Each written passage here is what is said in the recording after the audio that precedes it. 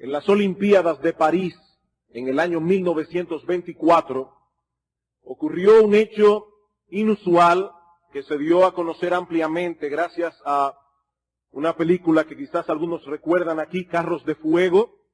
Ganó varios premios cinematográficos hace varios años atrás.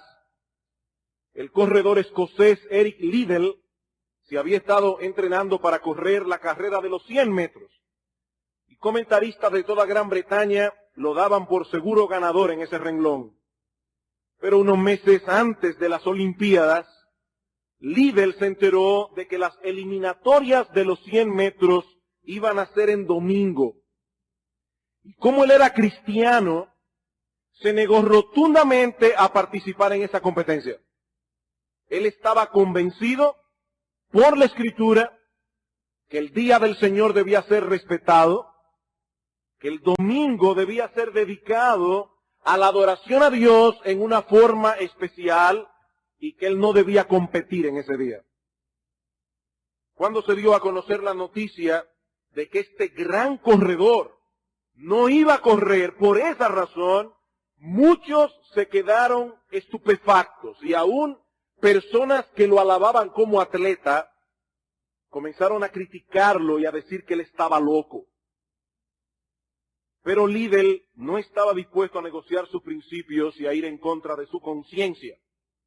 Tampoco aceptó participar en las carreras de relevo para la cual ya había calificado porque las eliminatorias también eran en domingo. Finalmente aceptó el reto de correr la carrera de los 400 metros. Esa no había problemas. Pero era una carrera para la cual él no tenía mucha experiencia.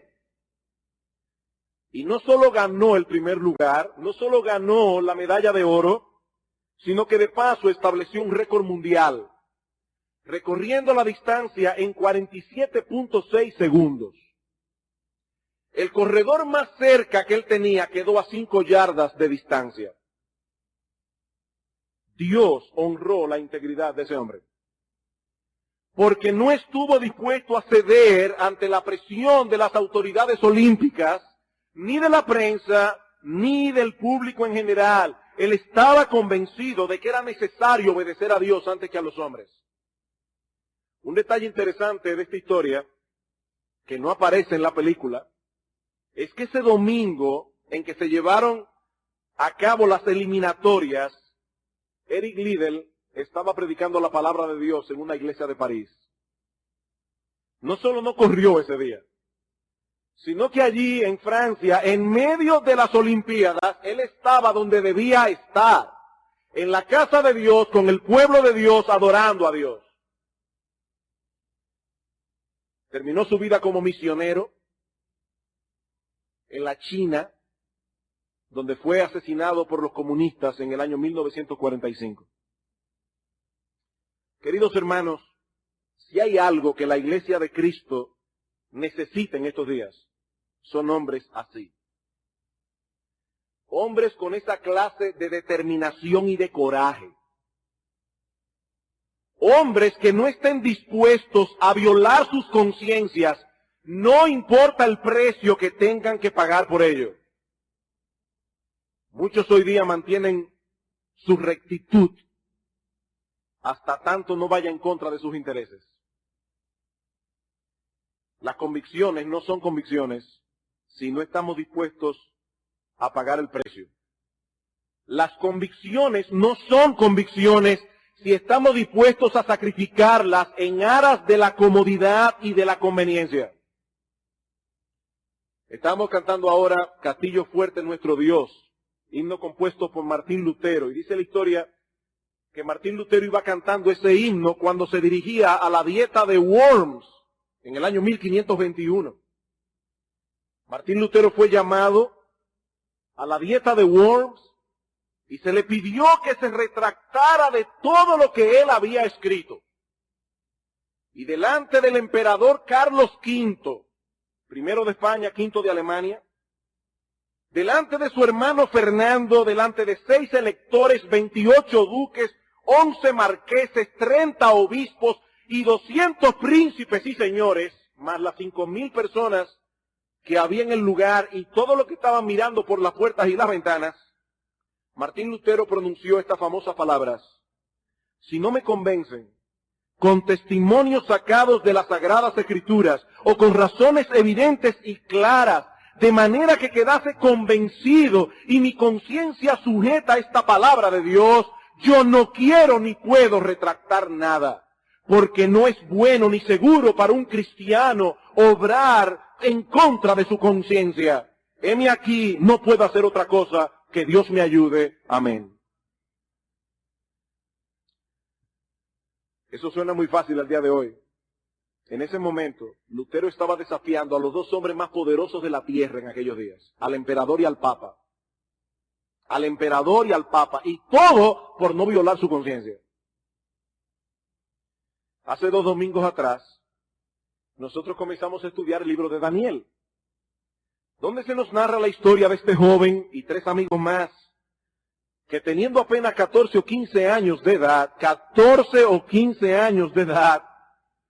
tuvieron que enfrentarse a un serio dilema de conciencia. Tan pronto llegaron a Babilonia, a donde llegaron como cautivos.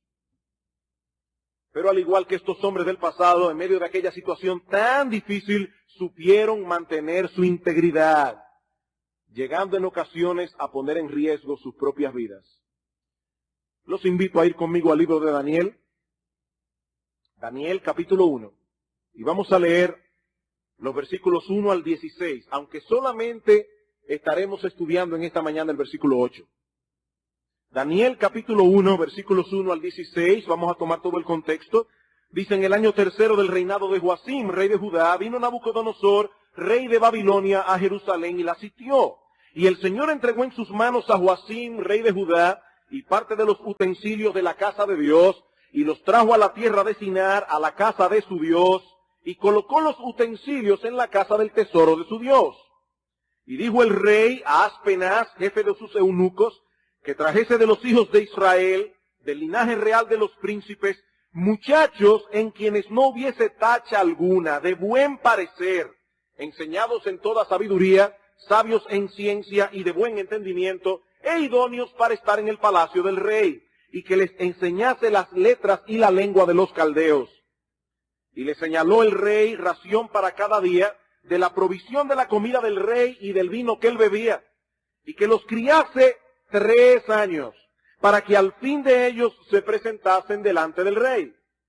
Entre estos estaban Daniel, Ananías, Misael y Azarías, de los hijos de Judá. A estos el jefe de los eunucos puso nombre: a Daniel Belsasar, a Ananías Sadrach, a Misael Mesac y a Azarías Abednego. Y aquí nuestro texto: y Daniel propuso en su corazón no contaminarse con la porción de la comida del rey, ni con el vino que él bebía. Pidió por tanto al jefe de los eunucos que no se le obligase a contaminarse. Y puso Dios a Daniel en gracia y en buena voluntad con el jefe de los eunucos. Y dijo el jefe de los eunucos a Daniel: temo a mi señor el rey, que señaló vuestra comida y vuestra bebida, pues luego que él vea vuestros rostros más pálidos que los de los demás muchachos, que son semejantes a vosotros, condenaréis para con el rey mi cabeza. Me van a matar, dice el jefe. Entonces dijo Daniel a Melsar, que estaba puesto por el jefe de los eunucos sobre Daniel, Ananías, Misael y Azarías: te ruego que hagas la prueba con tus siervos por 10 días, y nos den legumbres a comer y agua a beber. Compara luego nuestros rostros con los rostros de los muchachos que comen de la ración de la comida del rey, y haz después con tus siervos según veas. Consintió pues con ellos en esto y probó con ellos 10 días. Y al cabo de los 10 días, pareció el rostro de ellos mejor y más robusto que el de los otros muchachos que comían de la porción de la comida del rey.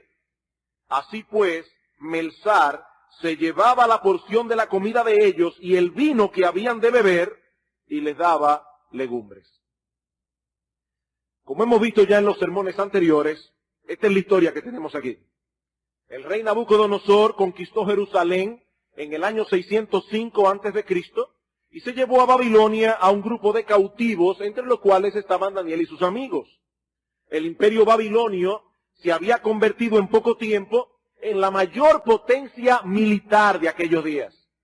Pero eso trajo como consecuencia que rápidamente el número de los conquistados era mayor que el número de los conquistadores.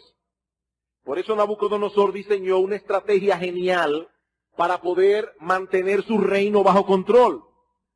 Reclutar a un grupo de jóvenes de las naciones cautivadas y entrenarlos de tal manera que llegaran a pensar, a sentir y a actuar como babilonios. Nabucodonosor sabía que si moldeaba desde temprano el carácter de estos jóvenes y les cambiaba su forma de pensar, él tendría en sus manos siervos leales que le ayudarían eficazmente en el control de su reino. ¿Y cuál fue la estrategia que Nabucodonosor usó para lograr sus propósitos? Bueno, el domingo pasado vimos que él hizo al menos 4 cosas. En primer lugar, los hizo pasar por un proceso de aislamiento. Con apenas 14 o 15 años de edad, los desligó de sus padres y los desligó de su pueblo. En segundo lugar, los hizo pasar por un proceso de adoctrinamiento. Dice el texto que por 3 años estuvieron recibiendo una educación especial. No hay nada de malo en una buena educación. Eso es algo que todos nosotros debemos procurar en la medida de nuestras posibilidades y de nuestra vocación. Pero aquello era más que simple instrucción académica. Estos jóvenes estaban siendo adoctrinados. Estos jóvenes estaban siendo llevados a pensar no como judíos, sino como babilonios. En tercer lugar, el rey los hizo pasar por un proceso de asimilación. Se los llevó a vivir al palacio real y ordenó, dice el texto, que se les diera de la misma comida que él comía y del vino que él bebía. Así asimilarían más rápidamente el estilo de vida de la corte real en Babilonia. Eso era parte del proceso. Pocas cosas atrapan más rápido el corazón de un hombre que la buena vida. El exceso de los lujos, el exceso de placeres, el exceso de deleites, eso atrapa y mina el corazón de un hombre. Y finalmente, Nabucodonosor los hizo pasar por un proceso de reidentificación. Dicen los versículos 6 y 7 que hasta los nombres de estos muchachos fueron cambiados para desconectarlos por completo de su pasado religioso y conectarlos más bien con los dioses de Babilonia. Y es en medio de este proceso de babilonización que Daniel toma una determinación. Versículo 8. Y Daniel propuso en su corazón no contaminarse.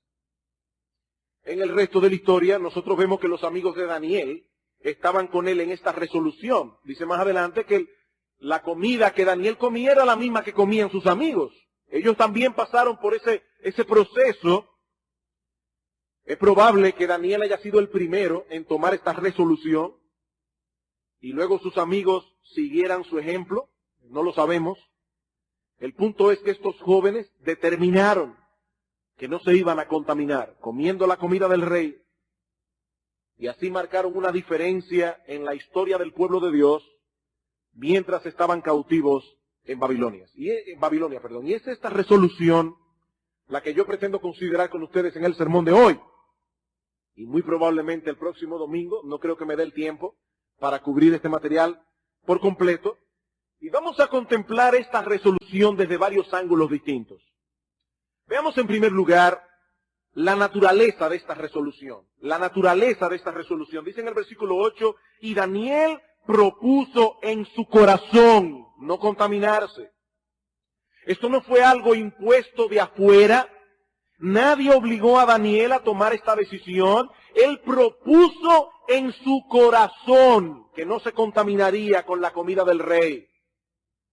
Y la idea que esta palabra comunica es la de determinar solemnemente una cosa, fijar un propósito con firmeza, enraizarlo en el corazón.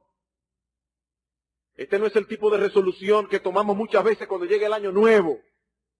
Ahora en adelante, el año que viene, voy a hacer esto y voy a hacer aquello. Llega enero y más o menos, llega febrero Y ya nos olvidamos de eso hasta que llega diciembre otra vez y volvemos a tomar otras resoluciones. No, la resolución de Daniel no fue así. Daniel estaba determinado a no dejarse contaminar bajo ninguna circunstancia. Esta palabra hebrea que aparece en Daniel capítulo 1, versículo 8, aparece en otros pasajes de las Escrituras. Y es interesante notar su significado en otros textos porque puede arrojarnos luz para saber qué fue lo que Daniel hizo. Por ejemplo, en Éxodo, el libro de Éxodo capítulo 5, nosotros tenemos la historia de Moisés cuando se aparece delante de Faraón y le dice, mira, Dios me ha mandado aquí para decirte que dejes ir a mi pueblo. Y Faraón se molesta y le dice, ustedes son unos vagos, ustedes lo que no quieren es trabajar, ahora yo se lo voy a poner peor. Y dice en el versículo 6 de Éxodo capítulo 5, y mandó Faraón aquel mismo día a los cuadrilleros del pueblo que lo tenían a su cargo y a sus capataces diciendo, de aquí en adelante no daréis paja al pueblo para hacer ladrillo como hasta ahora, no, vayan ellos y recojan por sí mismos la paja. Y les impondréis, aquí está la misma palabra hebrea de Daniel 1:8, y les impondréis la misma tarea de ladrillos que hacían antes, y no las disminuiréis nada, porque están ociosos. Por eso levantan su voz diciendo, vamos y ofrezcamos sacrificios a nuestro Dios. Les impondréis la misma tarea de ladrillos. Esto no fue una sugerencia de Faraón, esto no fue un consejo, esto fue una imposición autoritativa. El hombre más poderoso de la tierra en aquellos días había impuesto algo sobre los hijos de Israel. Los judíos tenían que hacer la misma cantidad de ladrillos que hacían antes, aunque no se les facilitara la paja, porque ellos no tenían otra opción. No tenían otra opción. Pues de la misma manera, Daniel impuso algo sobre su propio corazón. Y con la misma firmeza con que los egipcios habrían de vigilar a los israelitas para que hicieran su trabajo, con esa misma firmeza, Daniel iba a vigilar su corazón. Él iba a llevar a cabo lo que se había propuesto. Otro pasaje en el que aparece esta palabra es Deuteronomio capítulo 11. Libro de Deuteronomio capítulo 11. El Señor está aquí prometiendo bendición al pueblo de Israel si ellos obedecían su ley. Pero a partir del versículo 16 les dice lo que les va a ocurrir si no obedecen. Dice, guardaos pues que vuestro corazón no se infatúe y os apartéis y sirváis a dioses ajenos y os inclinéis a ellos. Y se enciende el furor de Jehová sobre vosotros y cierre los cielos y no haya lluvias ni la tierra de su fruto y perezcáis pronto de la buena tierra que os da Jehová. Por tanto, y aquí está la palabra, pondréis, esta es la misma palabra hebrea que se traduce en Daniel propuso, pondréis estas mis palabras en vuestro corazón y en vuestra alma, y las ataréis como señal en vuestra mano, y serán por frontales entre vuestros ojos, y las enseñaréis a vuestros hijos, hablando de ellas cuando te sientes en tu casa, cuando andes por el camino, cuando te acuestes, cuando te levantes, y las escribirás en los postes de tu casa y en tus puertas, para que sean vuestros días y los días de vuestros hijos tan numerosos sobre la tierra que Jehová juró a vuestros padres que les había de dar, como los días de los cielos sobre la tierra. Pondréis estas mis palabras en vuestro corazón, dice en el versículo 18. La versión de las Américas dice, grabad pues estas mis palabras en vuestro corazón. Grabadlas en vuestro corazón. Ellos debían imprimir esas palabras en sus corazones, implantarlas firmemente en sus almas, fijarlas en su memoria, tomarlas con seriedad.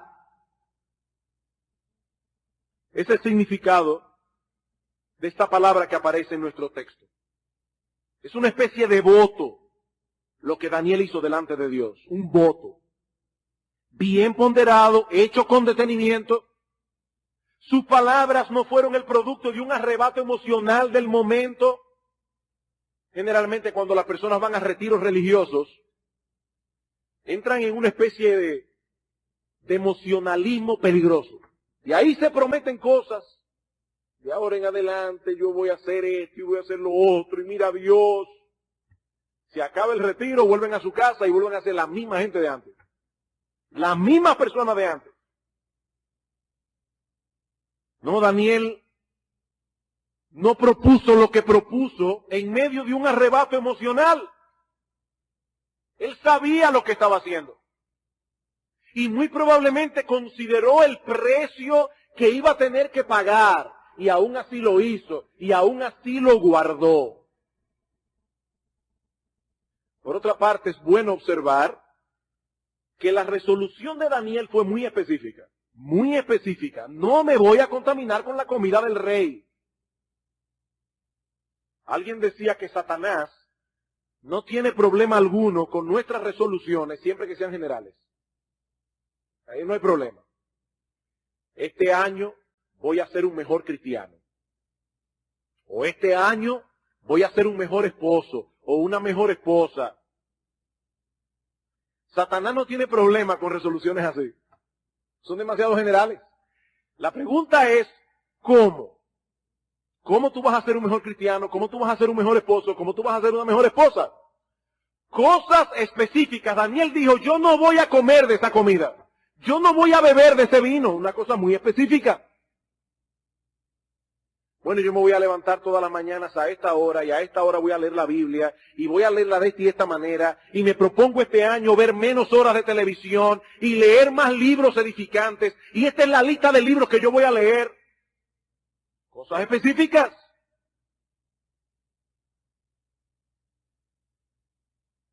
Hermanos, ese tipo de resolución no es legalismo. Eso no es legalismo, eso es tomar en serio la vida cristiana. Algunas personas ven el ejemplo de hombres como Daniel o de Jonathan Edwards, que a los 20 años de edad escribió 70 resoluciones de cómo él habría de vivir su vida y la tomó bien en serio. Y cuando nosotros vemos cristianos así, somos tentados a pensar, ¿y por qué hay que ser tan exagerado? Es bueno ser cristiano y es bueno creer en Dios, pero no se puede ser tan fanático. Mi amigo, aquí no estamos hablando de fanatismo, estamos hablando de fidelidad y una cosa no tiene que ver con la otra. El fanatismo, un fanático, es aquel que actúa en una forma irracional, movido por un impulso religioso que no tiene base alguna en la palabra de Dios. Eso es un fanático. Pero lo que tenemos aquí es el caso de un hombre que tomó la determinación de vivir para Dios y de obedecer a Dios en todas las áreas de su vida. Y ¿saben una cosa? Mirándolo bien, esa es la única manera racional de vivir. Esa es la única manera racional de vivir. Mi amigo, ¿quién es el autor de todas las cosas, incluyendo tu propia vida? ¿Quién es? ¿Quién mantiene tu corazón latiendo y tu sangre circulando por tus venas? ¿Quién? ¿Quién es el dueño del aire que respiras? ¿Quién es el que sostiene el universo y todas las cosas que hay en él? ¿Quién? ¿Quién es el que sabe cómo funcionan mejor todas las cosas? ¿Quién es? ¿Acaso no es Dios? ¿Qué tiene de irracional entonces vivir para Él y hacer las cosas como Él manda? ¿Qué tiene eso de irracional? Piénsalo bien. Piénsalo bien. Daniel tomó la resolución que tomó porque él sabía que su vida le pertenecía a Dios. Y él sabía que ese Dios es un Padre sabio y es un Padre bueno y que todas las cosas que Él ordena las ordena para nuestro bien. Daniel sabía eso.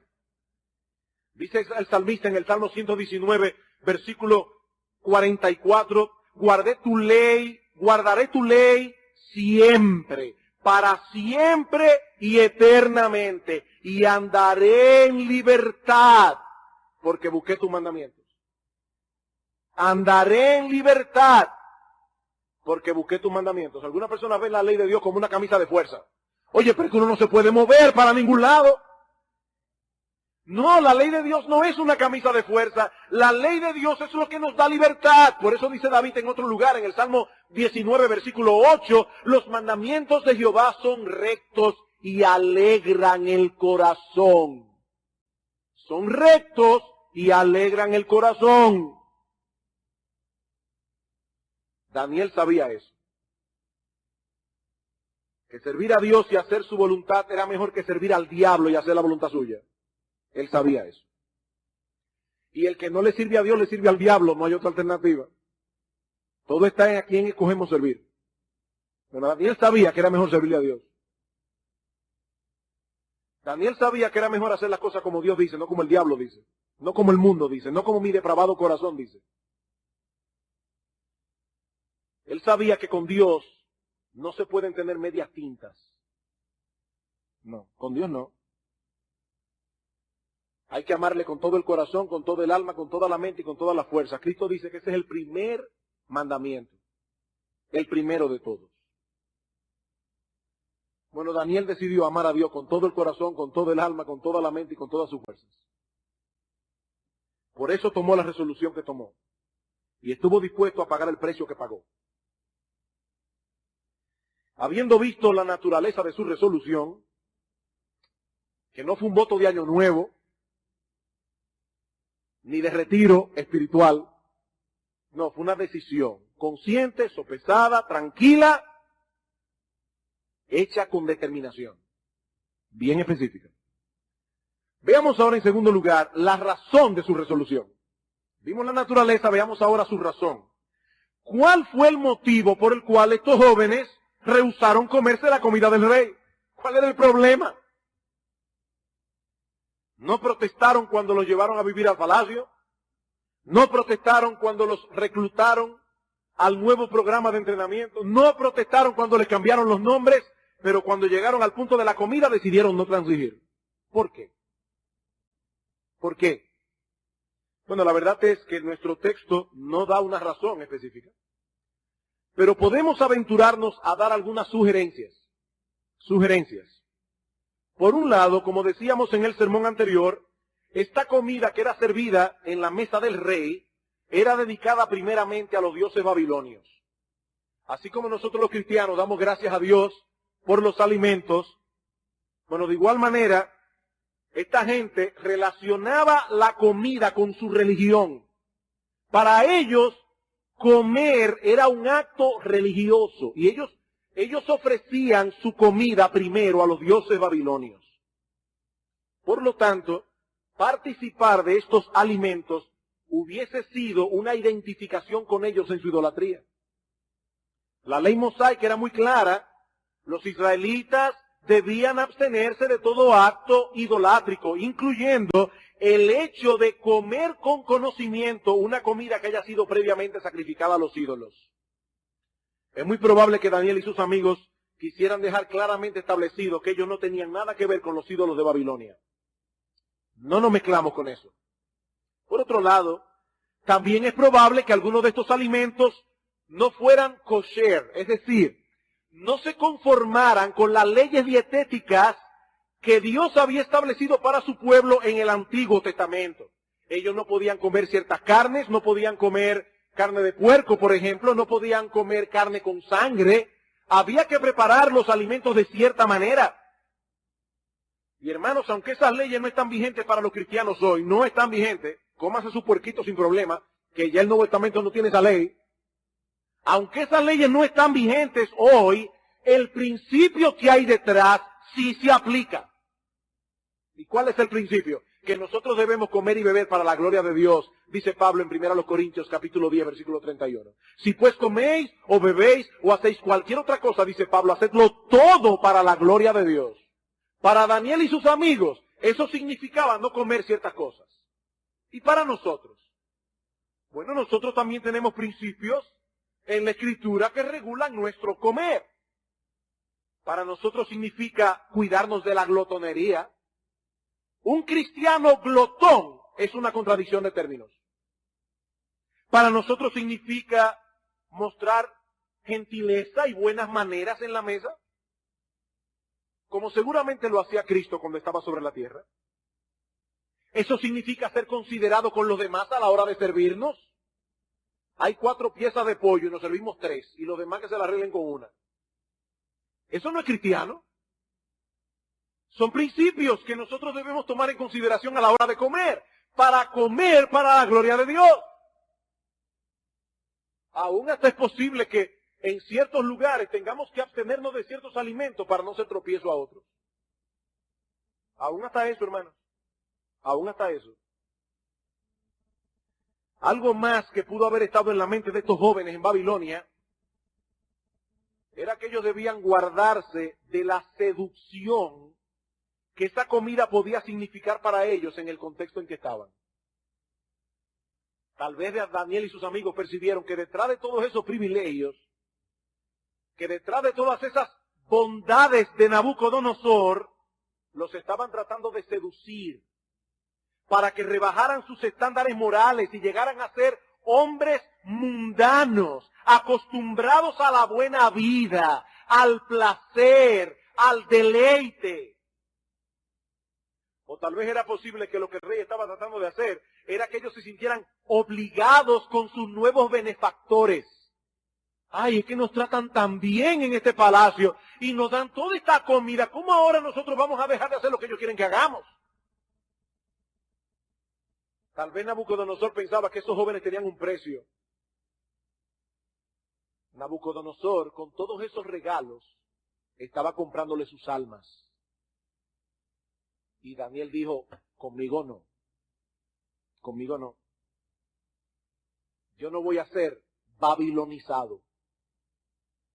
Me quieren entrenar, que me entrenen. Y voy a usar ese mismo entrenamiento para servir al Señor. No hay problema. Me quieren cambiar el nombre, no hay problema. Llámame Juanito Trucupey, como tú quieras. Ahora, no pretendas que yo viole ni un solo de los mandamientos de Dios. Eso no. Esa es mi línea. Ahora, hermanos, haya sido por la razón que fuera, el punto es que estos jóvenes adolescentes fijaron un límite, una línea de separación, y manifestaron en aquel momento una increíble madurez y un tremendo coraje. Estamos hablando de un joven de 14 o 15 años. Madurez para determinar en qué cosas podemos transigir y en cuáles no. Coraje para llevar esa determinación hasta sus últimas consecuencias. Si no hay un asunto moral de por medio, podemos considerarlo. Pero si tenemos que violar la ley de Dios, ya no hay nada más que hablar. Eso está fuera de discusión. Ahora es muy fácil leer esto en el capítulo 1 de Daniel. Yo quiero invitarlos a que ustedes se vayan conmigo a Babilonia. Yo quiero invitarlos a que ustedes en su imaginación se trasladen conmigo al palacio de Nabucodonosor. Y vamos a imaginar lo que ocurría cada día cuando estos muchachos se sentaban a la mesa a comer. Mientras los demás participaban de la comida y del vino del rey, Daniel y sus amigos, agua y ensalada. Si hay algo que los muchachos detestan, es la ensalada, generalmente. Daniel, agua y ensalada. Y así fue probablemente durante los 3 años que duró el entrenamiento. 3 años, ensalada y agua los 7 días de la semana. Y los demás comiendo carne, langosta, pescado. Y mirándolos a ellos como unos tipos raros, como unos extremistas insufribles, y seguramente burlándose. Hermanos, se necesita mucho coraje para soportar una situación así. Muchachos de 14 y 15 años. Los padres de Daniel no estaban allí, ni los de Ananías, ni Misael, y Azarías. Allí no había iglesia, ni habían pastores. Ellos actuaron así por convicción. Eran muchachos con pantalones, no como, que yo no sé que mis amigos... No. Daniel y sus amigos tenían pantalones. Eran hombres, que es lo que falta en el día de hoy, hombres, que sean hombres. Hombres con determinación y coraje, que saben lo que quieren aunque se pinche el mundo. No eran enclenques, no. Hombres con 14 años y eran hombres. ¿Y qué me van a decir mis amigos que yo soy vegetariano?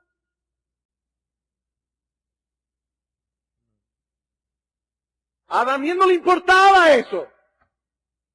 Lo único que a él le importaba era obedecer a Dios y cumplir con su ley moral. Ese es el punto aquí. Seguramente esta comida que llegaba del palacio, de la mesa del rey, era extremadamente deliciosa y muy bien presentada, seductoramente presentada.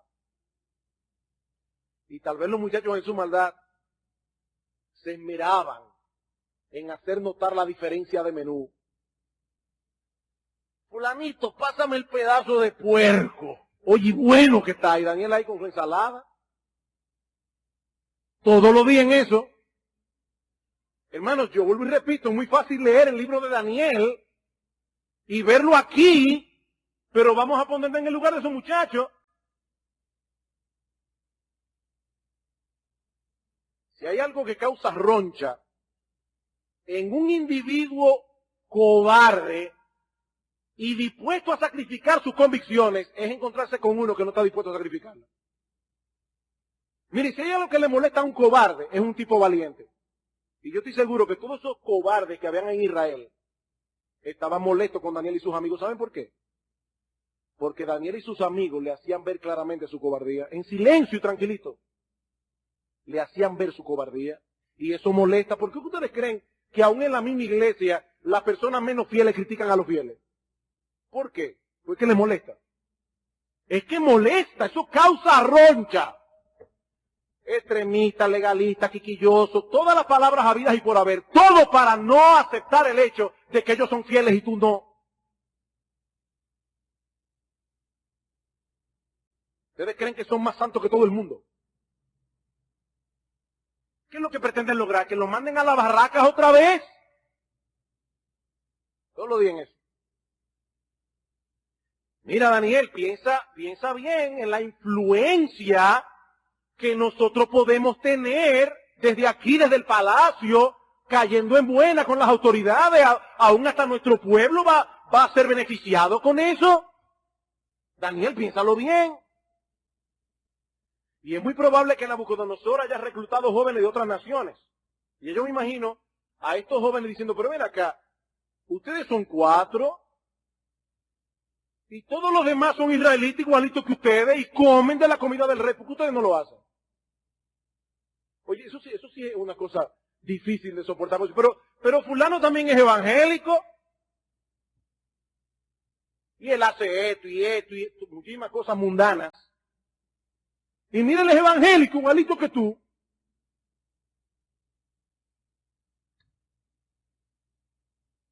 Yo le voy a dar cuenta a Dios por mi vida, no por la vida de fulano. ¿Ustedes se imaginan a Daniel en este show todos los días? Todos los días. Y no se dieron. Permanecieron firmes en su determinación hasta el fin. 1 semana, 2 semanas, 1 mes, 6 meses, 1 año, año y medio, 3 años. Y Daniel y sus amigos con la misma determinación. Ellos se alinearon con la palabra de Dios. No se volvieron unos excéntricos, pero manifestaron claramente que eran distintos. Eran distintos. En todo lo demás, nosotros participamos con ustedes como personas civilizadas.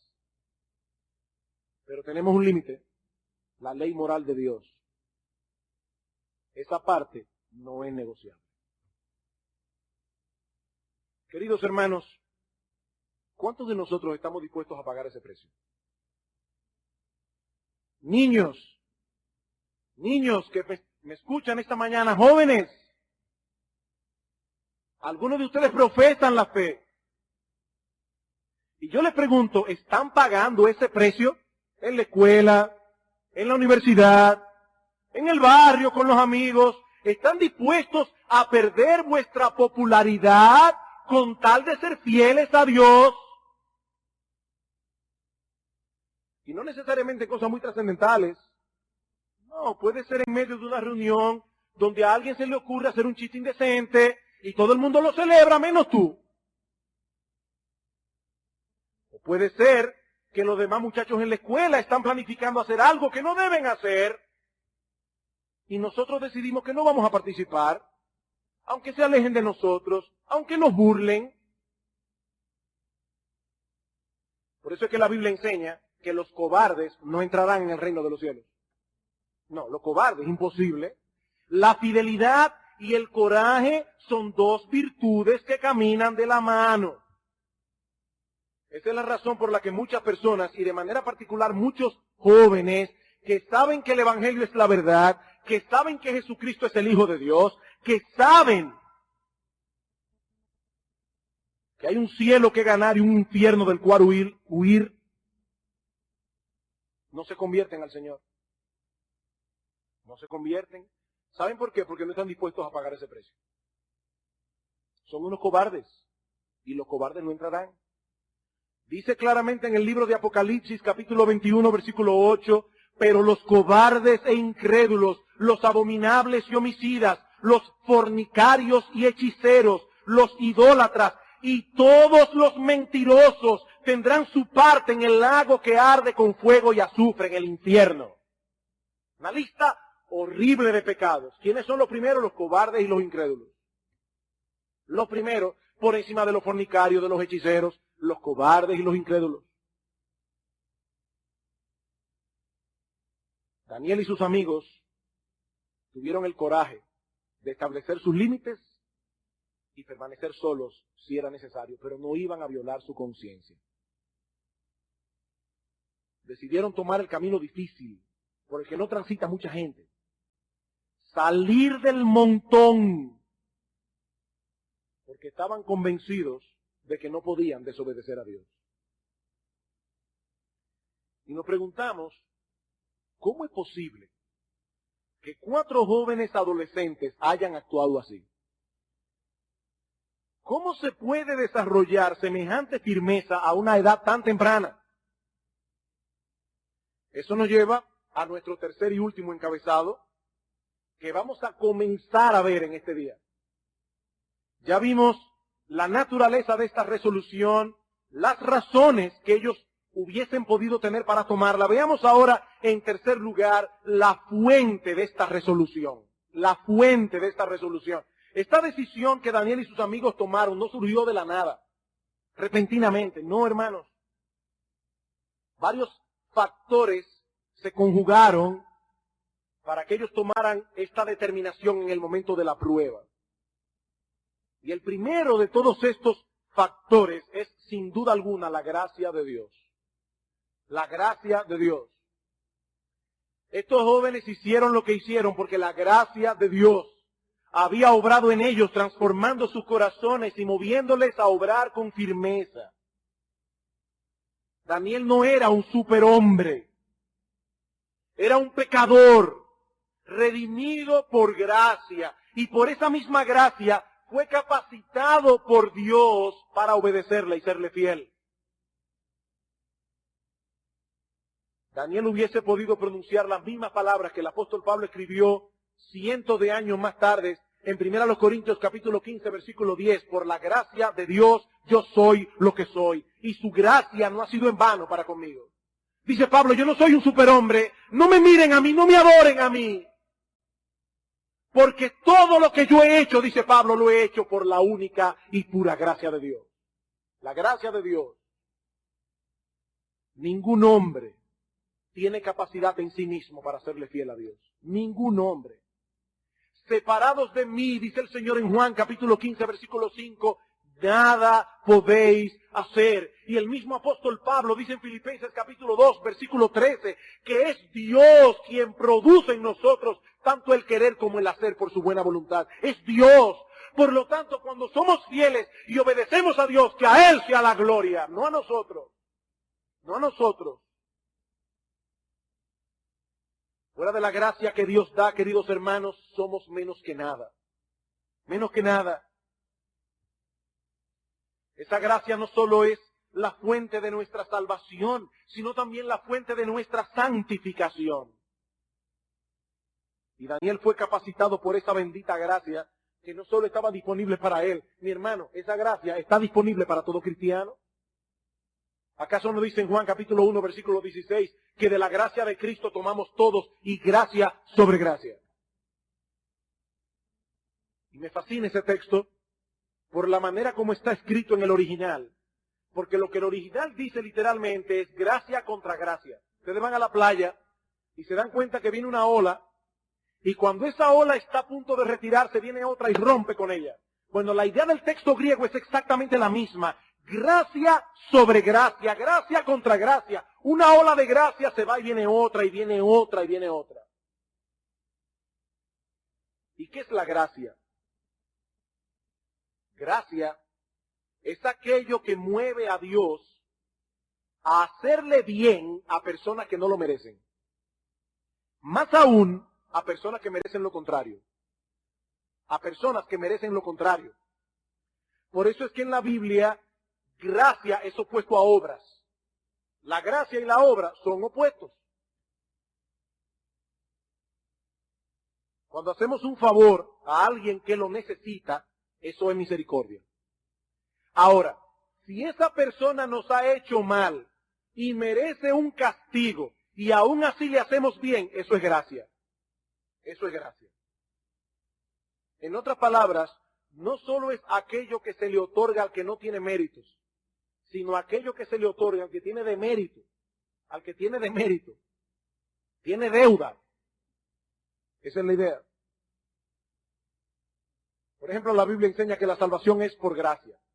Dice Pablo en Efesios capítulo 2, versículo 8, porque por gracia sois salvos por medio de la fe. Y esto no de vosotros, porque es un don de Dios, es un regalo de Dios. No por obras, dice Pablo, para que nadie se gloríe. Nadie se va a salvar por sus obras. Nadie merece ser salvo. Merecemos más bien ser condenados por nuestros pecados. Pero basado en la obra que Cristo hizo en la cruz del Calvario y movido por su gracia, Dios otorga gratuitamente el perdón de los pecados a todo aquel que cree en su Hijo, nuestro Señor Jesucristo. Eso es gracia. Pues esa misma gracia que nos salva también está a nuestra disposición para darnos la capacidad de resistir la tentación y ser santos. Todo cuanto necesitamos para nuestra salvación y santificación procede de la mano de Dios. Y Él lo concede por gracia. ¿Saben, hermanos, por qué muchos cristianos no guardan sus resoluciones? De ahora en adelante, mira, yo voy a hacer esto, y voy a hacer aquello, y voy a hacer lo otro. Y no lo guardan. ¿Saben por qué? Bueno, por muchas razones, pero una de ellas es porque pretenden ser fieles en su propia fuerza. Pretenden ser fieles a Dios en sus propias fuerzas. Olvidan la necesidad que tienen de la gracia de Dios para seguir siendo obedientes. ¿Qué pasó con el apóstol Pedro la noche que Cristo fue arrestado? Que el Señor dice, óigame bien, todos ustedes van a escandalizarse de mí, me van a negar. Y ahí viene el apóstol Pedro. Mira, Señor, aunque todos ellos te nieguen, yo nunca te negaré. Tal vez los demás sí, ellos son raros, Señor, y son medio infieles, pero yo negarte, imposible. Imposible. Mira, Señor, me pueden golpear, quitar la vida, meterme en la cárcel, lo que quieran, yo nunca te negaré. Y Cristo dice, Pedro, antes que el gallo cante, me negarás 3 veces. ¿Qué le pasó a Pedro? Se infatuó. El Señor había dicho, velad y orad para que no entréis en tentación. Velen y oren. Y Pedro dijo, no, es que yo no tengo necesidad de eso. Yo me conozco, Señor, que yo sería incapaz de hacer eso. Y lo negó. Lo negó. Como alguien ha dicho, necesitamos la ayuda divina para hacer resoluciones correctas, pero mucho más para mantenerlas. Necesitamos la ayuda divina para hacer resoluciones correctas, pero mucho más para mantenerlas. Por eso es que el Señor dijo a sus discípulos esa noche, velad y orad para que no entréis en tentación. El espíritu a la verdad está dispuesto, pero la carne es débil. Yo quiero hacer esto y quiero hacer lo otro y esto otro, dice Cristo, sí, pero la carne es débil. Tú no puedes hacerlo en tus propias fuerzas. Hermanos, si hay algo que distinguió a Daniel a lo largo de su vida, es que fue un hombre de oración. Un hombre de oración. Daniel sabía que él no podía confiar en sí mismo. Y por eso acudía continuamente al trono de la gracia para clamar por la asistencia de Dios. Es indudable que este hombre vivió una vida extraordinaria. Pero ¿saben qué? Llama poderosamente la atención al estudiar el libro de Daniel, que la mayoría de las veces el socorro de Dios vino a él en una forma ordinaria. ¿Cómo así? Bueno, nosotros tenemos el caso cuando Daniel fue echado en el foso de los leones y Dios tapó la boca de los leones. Bueno, eso es una manera extraordinaria en que Dios preservó la vida de Daniel. Pero hermanos, ¿saben algo? Esa fue la única vez que en el libro aparezca que Dios haya preservado la vida de Daniel con un milagro. La única vez. Y en el caso de sus amigos, cuando fueron echados en el horno ardiendo, pero Daniel no estaba allí. En el resto del libro lo que vemos es a Dios guardando a Daniel por medios ordinarios. ¿Y cuáles son esos medios ordinarios? La lectura de la Biblia y la oración. Lean el libro de Daniel y se van a encontrar con un hombre que continuamente estaba estudiando la Biblia y orando. Y no era un vago. No se olviden que Daniel era un hombre de Estado. Sirvió en el imperio babilónico bajo el reinado de Nabucodonosor, bajo el reinado de Belsasar. Vinieron los medopersas y Daniel siguió sirviendo en el reinado de Darío y en el reinado de Ciro. No era un vago, pero era un hombre de oración y era un hombre de la palabra de Dios. Medios ordinarios, los mismos medios que tienes tú y que tengo yo. Los mismos medios. Esos son los medios fundamentales que usa Dios cada día para impartirnos su gracia. Esa gracia que necesitamos para seguir corriendo la carrera y no desmayar. Queridos hermanos, de nada sirven las resoluciones sin la ayuda de Dios. De nada sirven. Somos débiles, hermanos, muy débiles. Pero nuestro Dios es todopoderoso. Todopoderoso. Y por su gracia podemos perseverar. El libro de Daniel nos presenta la historia de un hombre fiel. Pero lo que está detrás de esta historia no es la fidelidad de un hombre, es la fidelidad de Dios. No es la fidelidad de un hombre, es la fidelidad de Dios. Que en medio de la apostasía de Israel, en medio de la corrupción de Babilonia, preservó a estos jóvenes y los capacitó para actuar con esa determinación. Queridos hermanos, esa misma gracia está disponible para nosotros hoy. Para que no seamos uno más del montón. Hermanos, hay demasiados cristianos mediocres. La gracia de Dios está a nuestra disposición para que no seamos uno más. Uno más del montón. Un mediocre más. Hermanos, Dios está en contra de la mediocridad.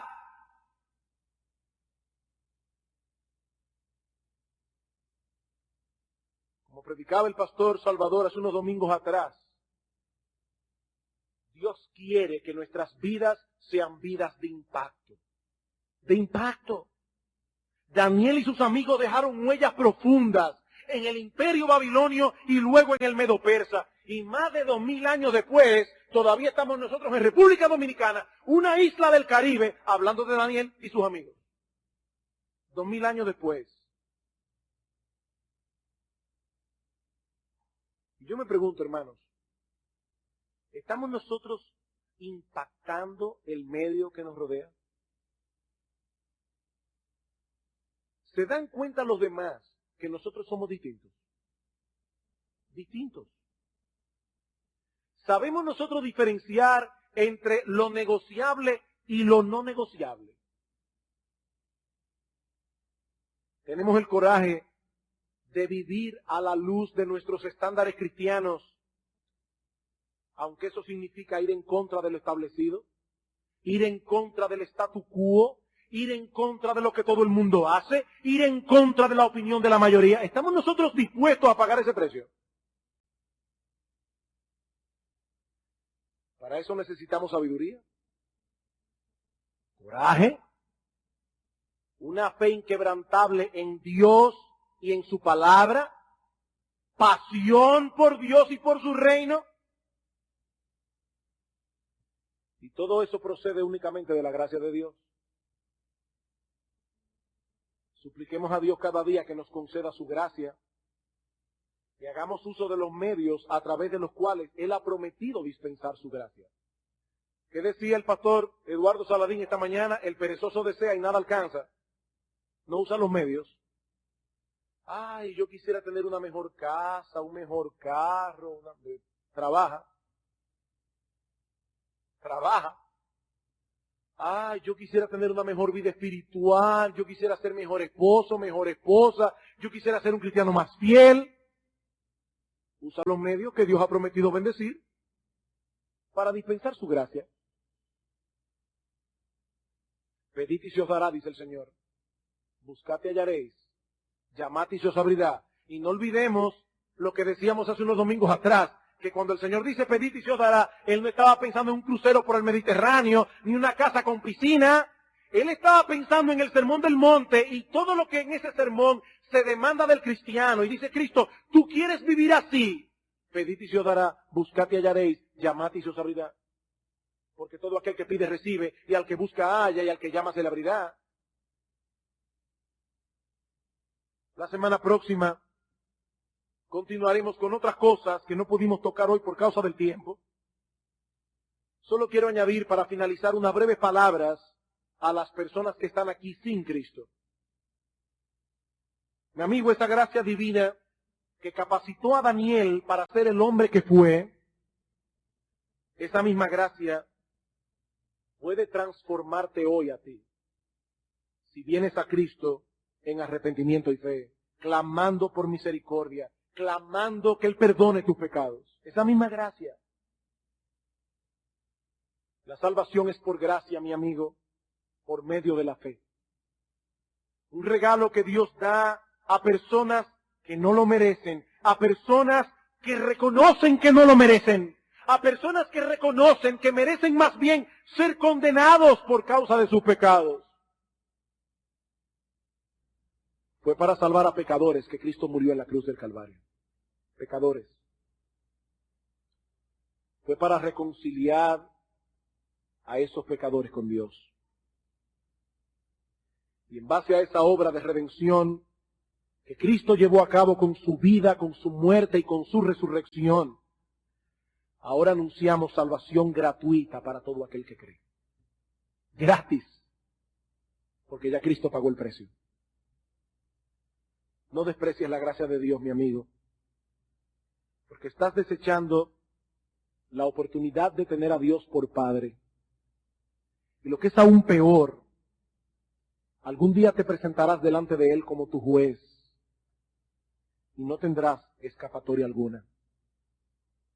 Ven a Cristo, mi amigo, y pídele que tenga misericordia de ti, porque a Cristo le deleita tener misericordia.